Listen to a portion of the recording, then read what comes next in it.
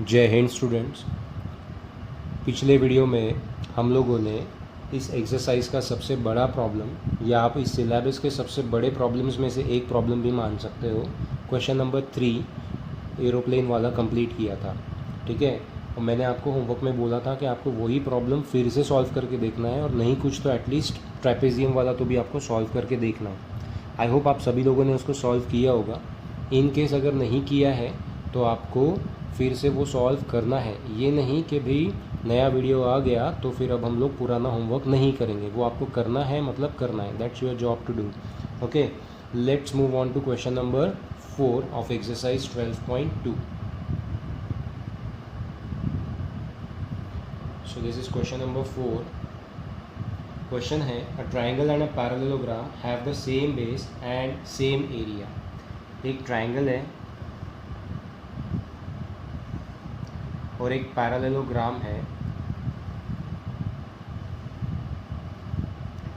ठीक है, इसका बेस सेम है। मान लो अभी मैं ट्राइंगल को ए बी और सी बोलता हूँ, तो इस ट्राइंगल का बेस बी सी और ये parallelogram B C D E होगा, इसका बेस बी सी, ये और ट्राइंगल ए बी सी का बेस बी सी दोनों सेम दिखाई दे रहे हैं। साथ ही साथ ट्राइंगल का एरिया और पैरेललोग्राम का एरिया ये दोनों इक्वल दिए हुए हैं।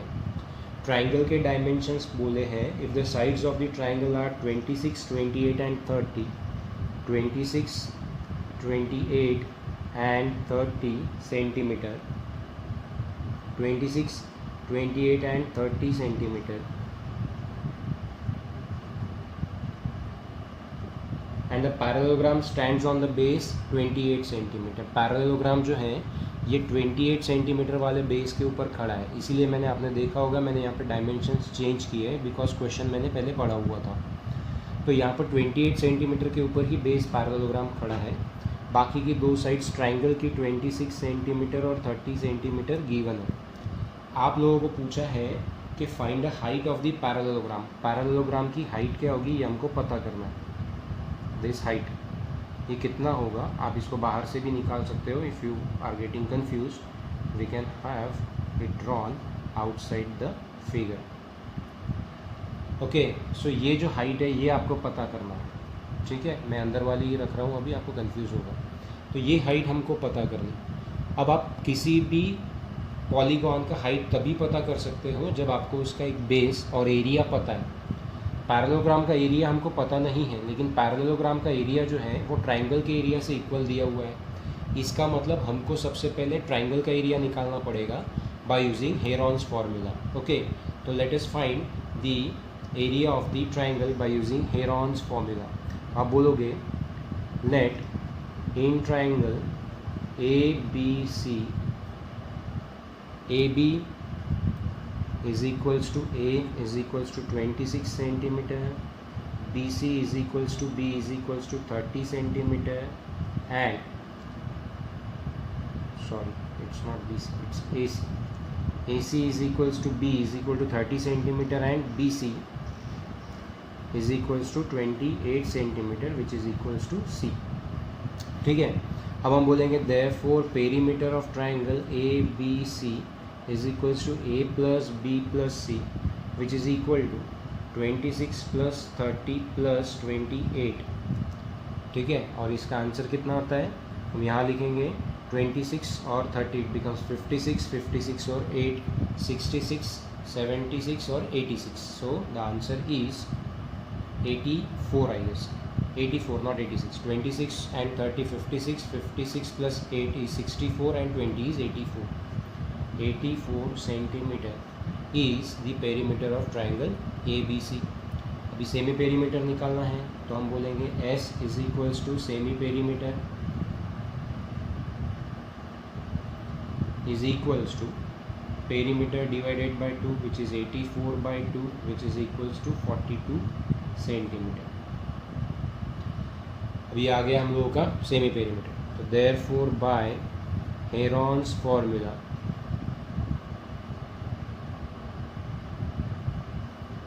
by Heron's formula, area of triangle ABC is equals to under root S into S minus A, S minus B और एस माइनस सी। एस का वैल्यू यहाँ पे आप देख रहे हो आ रहा है 42, तो it is 42 into 42 minus 26, 42 minus 30 and 42 minus 28, ठीक है, is equals to under root 42 वैसे ही रखो, 42 में से 26 गए, रह रहे हैं 26 4 30 12 मीन्स इट इज़ 16, 42 में से 30 गए 12, 42 में से 28 गया, बचता है अगेन 28 32 एंड 12 40, ठीक है। फिर से एक बार चेक कर लेते हैं, 42 माइनस 26 इज़ 16, ठीक है, 42 minus 30 is 12 and 42 minus 28 is 40। यहाँ पर 42 के फैक्टर्स हम निकालेंगे, 42 के फैक्टर्स हम लोग 7 के इसमें निकाल सकते हैं, 7 6 जा, यहाँ पे आपको 7 एक फैक्टर मिल जाएगा, ठीक है। तो 42 को मैं लिखूँगा 7 मल्टीप्लाइड बाय 6, 16 तो खुद एक परफेक्ट स्क्वायर है, इसको वैसे ही रहने दो। इस 6 के मल्टीपल 12 होता है, तो यहाँ पे आप इसको 6 इंटू 2 कर सकते हो, 14 को 2 मल्टीप्लाइड बाय 7। अब आप देखिए 2 बार 7 है यहाँ पे, बाहर आ जाएगा, 2 बार 6 है यहाँ पे, बाहर आ जाएगा, 16 परफेक्ट स्क्वायर है तो 4 आ जाएगा, 2 बार 2 है तो बाहर आ जाएगा, ठीक है। अब इन सबको मल्टीप्लाई कर लो, 7 6 जार 42 होता है, 4 2 जार 8 होता है, अब इसको मल्टीप्लाई कर दो, 8 2 जार 16, कैरी 1, 8 4 जार 32, 133, तो आ गया 336 centimetre square, area of triangle आ गया, ठीक है। तो यहाँ पे इन सबको मल्टीप्लाई किया, 7 6 जार 42 लिखा, 4 2 जार 8 लिखा, 42 इंटू 8 लिखा, 336 सेंटीमीटर स्क्वायर। अब हमको area of triangle A B C given है, एरिया ऑफ पैरेललोग्राम से इक्वल है, तो हम यहाँ पे लिखेंगे now area of parallelogram B C D E. आप फिगर में एक बार देख लीजिए, पैरेललोग्राम का नाम हमने दिया है बी सी डी ई, तो area of parallelogram B C D E is equals to area of triangle A B C, यहाँ पे हम लिखेंगे गिवन, ठीक है। अब एरिया ऑफ ट्राइंगल तो आया हमारा 336, यहाँ लिख दिया। पैरेललोग्राम का एरिया आता है बेस, तो यहाँ पे पैरेललोग्राम का अगर आप बेस देखते हो तो आएगा बी सी, हाइट को डायरेक्ट आप एच ले लो, तो यहाँ पे आएगा B C multiplied by height H is equals to 336। B C कितना है 28 है, into height is equals to 336, तो height is equals to 336 divided by 28, ठीक है। अब आप 336 को 28 से डिवाइड कर रहे हो, ओके, तो डायरेक्टली 28 से डिवाइड कर दीजिए, या फिर आप उसको 2 से रिड्यूस करते हुए जाइए, वैसे भी चलेगा। लेकिन अगर आप यहाँ पे देख सकते हो तो 336 को मैं 42 इंटू 8 लिख सकता हूँ, that will become easy for us to calculate.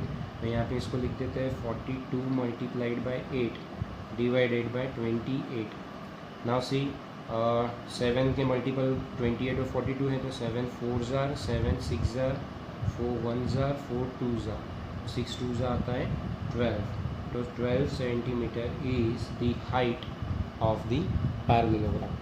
12 centimetre is the height of the parallelogram, ठीक है। आपको यहाँ दिख नहीं रहा होगा, 12 centimetre is the height of the parallelogram, ठीक है। एक बार और इसको शॉर्ट में रिकॉल करते हैं, हम लोगों ने क्या किया। हम लोगों ने according to the question figure बनाई कि एक ट्राइंगल है और एक पैरेललोग्राम है, इसका हमने बेस कॉमन लिया है 28 सेंटीमीटर। इस बेस 28 सेंटीमीटर पे पैरेललोग्राम भी खड़ा हुआ है और ट्राइंगल भी खड़ा है। ट्राइंगल का एरिया और पैरेललोग्राम का एरिया आपको इक्वल दिया है, तो हमको पैरेललोग्राम की हाइट पता करनी है। क्वेश्चन के स्टार्टिंग में ही हमने अज्यूम किया था कि हम लोगों को अगर पैरेललोग्राम का हाइट निकालना है तो हमें क्या करना चाहिए, तो हमको ये पता होना चाहिए कि पैरेललोग्राम का एरिया कितना है, जो कि इक्वल दिया है ट्राइंगल से। तो पहले हमने हेरॉन्स फार्मूला की प्रोसेस करके हम लोगों ने एरिया ऑफ ट्राइंगल निकाल लिया। Now area of triangle was equal to area of parallelogram according to given condition. So we applied the formula for area of parallelogram, that is base multiplied by height is equals to 336, जो कि यहाँ पे answer आया था. Base लिया 28, height पता करना था, 28 से डिवाइड किया. ठीक है, 28 से डिवाइड किया, आंसर आया 12 सेंटीमीटर. ठीक है, तो आई होप आप लोगों को ये प्रॉब्लम यहाँ पे समझ में आया होगा. ठीक है, अब मैं इसी वीडियो के अंदर में नेक्स्ट प्रॉब्लम भी कंटिन्यू कर रहा हूँ, सो दैट हम 5th प्रॉब्लम भी इसी वीडियो के अंदर में देख लें. Okay, so friends, question number 6 मैं पढ़ रहा हूँ आपके लिए, सॉरी क्वेश्चन नंबर 5 में पढ़ रहा हूँ आपके लिए. क्वेश्चन में दिया है रोम्बस शेप्ड फील्ड, ये रोम्बस शेप्ड एक फील्ड है, has a green grass for 18 cows to graze. इसमें ग्रीन ग्रास लगी हुई है और इसमें 18 काउज ग्रेज कर सकती है. If each side of the rhombus is 30 metre, अगर हर एक साइड इसका 30 मीटर का है रोम्बस का, एंड इट्स लॉन्गर डायगोनल, इसका जो बड़ा डायगोनल है, इज़ 48 मीटर, ये 48 मीटर का है. ठीक है, तो how much area of grass field will each cow be getting.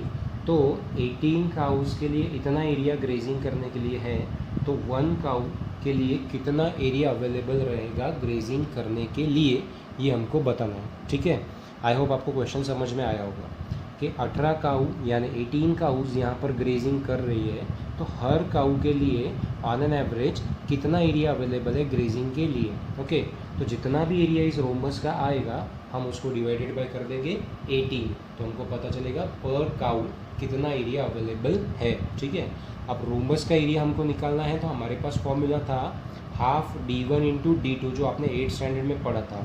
तो हमारे पास सिर्फ d1 अवेलेबल है, d2 अवेलेबल नहीं है. सो बेटर वे हम लोग क्या करेंगे कि रोम्बस को 2 ट्राइंगल्स के पार्ट में समझेंगे, हर ट्राइंगल का एरिया निकालेंगे, दोनों को प्लस करेंगे तो रोम्बस का एरिया आएगा. या दूसरे वे से हम इसको बोलें तो ऐसा रहेगा कि हम एक ट्राइंगल का एरिया निकालेंगे, मल्टीप्लाई बाय 2 करेंगे, क्योंकि रोम्बस में या पैरेललोग्राम में डायगोनल 2 इक्वल एरिया में डिवाइड करता है. तो एक का एरिया निकालो, मल्टीप्लाइड बाय 2 कर दो, तो हमको पूरे रोम्बस का एरिया पता चल गया. डिवाइड बाय 18 कर दो, तो पर काउ हम लोगों को कितना एरिया अवेलेबल है पता चल जाएगा. ठीक है, अब यहाँ पे सारी साइड्स दी हैं, मतलब कि ये भी अवेलेबल है. Now using these 3 dimensions we can always find area of the triangle by using Heron's formula. ठीक है, तो अभी वो एरिया निकालने के लिए हेरॉन्स फार्मूला अप्लाई करते हैं. हेरॉन्स फार्मूला अप्लाई करने के लिए यहाँ पे हम लोगों को डिटेलिंग करना पड़ेगा. अभी मैंने इसके पहले के प्रॉब्लम में काफ़ी ज़्यादा डिटेलिंग की है और लेसन के स्टार्टिंग से ही मैं करते आ रहा हूँ. तो यहाँ पर आप लोगों को मैं फास्ट में सिर्फ कैलकुलेशन समझा देता हूँ, सो दैट आप आपके आंसर को वेरीफाई कर सको. ठीक है, अगर इसका हम पेरीमीटर देखते हैं तो कितना आएगा, पेरीमीटर आएगा 30 + 30 + 48, तो आएगा 60, 40, 108, ये आ गया 108 पेरीमीटर. सेमी पेरीमीटर आएगा 108 divided by 2 which is equals to 54 metre. Now area of triangle by Heron's formula, therefore by Heron's formula area of triangle ABC would be under root s into s minus a, s minus b, s minus c is equals to under root. s आएगा आपका 54, तो आएगा 54 minus 30, again 54 minus 30 because it is a rhombus of equal sides, and s minus 48, I mean 54 minus 48. So now let us calculate 54 minus 30 would be 24, 54 minus 30 again 24, 54 minus 48 would be 6. Now this 24 should be taken out because they are in multiple of 2, I mean they are paired. Now 54 can be written as a multiple of 6, that is 9 into 6, again this 6, 9 is a perfect square, take it out as 3, then out of 2 6s 1 6 will be taken out. Multiply these, 24 multiplied by, first multiplied by 3 you get 72 multiplied by 6 which is equal to 6 2s are 12, carry 1, 6 7s are 42 and 1 43. So 432 meter square is the area of what? The triangle A B C, you multiplied with 2 you get area of rhombus. अब बोलोगे therefore area of rhombus shaped field is equals to 432 multiplied by 2. Okay, 432 multiplied by 2 will be 2 2s are 4, 2 3s are 6, 2 4s are 8, 864 meter square. अब आप यहाँ लिखोगे number of cows grazing is equals to 18. Therefore area of grazing available for each cow is equal to 864 divided by 18. So 864 divided by 18, how much? So let's divide it with say 9 first. Let us check whether it is divisible by 9. 6 4 10 and 8, yes it is divisible by 9. So 9 2s are 18. Okay, 9 9s are 81, 5 available, 54, 9 6 are 54. Again 96 divided by 2 is 48 meters square. So each cow will be getting 48 meter square area to graze in that given field. Okay, अब यहाँ पे मैंने आप लोगों को direct calculation बताई है. आपको प्रॉब्लम स्टार्ट करने के पहले अपने जो फिगर बनाई है उसको एक्सप्लेन करना इम्पॉर्टेंट है, बिकॉज फिगर आपको क्वेश्चन में नहीं दी है. तो आप यहाँ पर स्टार्ट करोगे इस तरह से कि let quadrilateral A B C D be a rhombus shaped field available for grazing for 18 cows such that AB equals to BC equals to CD equals to AD is equals to 30 meter and the diagonal AC, which is the longest one, is equal to 48 meter. Okay, now in triangle ABC perimeter is equals to so and so, semi perimeter is this. By Heron's formula the answer of area of triangle ABC is this. Therefore rhombus area is this. Number of cows for grazing are 18, so therefore area available for each cow to graze is 864 divided by 18, which is equal to 48 meter square. I hope आप लोगों को problem समझ में आया होगा. Indeed मैंने इसको थोड़ा सा स्पीड अप करके पढ़ाया है, बिकॉज इसमें कैलकुलेशंस ही इंपॉर्टेंट है जो मैंने आपको समझा दिए. बाकी थेरी पार्ट है जो आप खुद भी लिख के देख सकते हो और आपको अभी वो लिखते आना भी चाहिए. ओके, सो यहाँ पे हम क्वेश्चन नंबर 5 12.2 का ख़त्म करके रुकते हैं. अगले वीडियो में हम मिलेंगे नेक्स्ट क्वेश्चन के साथ. तब तक के लिए प्रॉब्लम्स को वेरीफाई करो और जो होमवर्क मैंने आपको इसके पहले बताया है वो आपको कंप्लीट करना है. Okay, till then take care, good bye.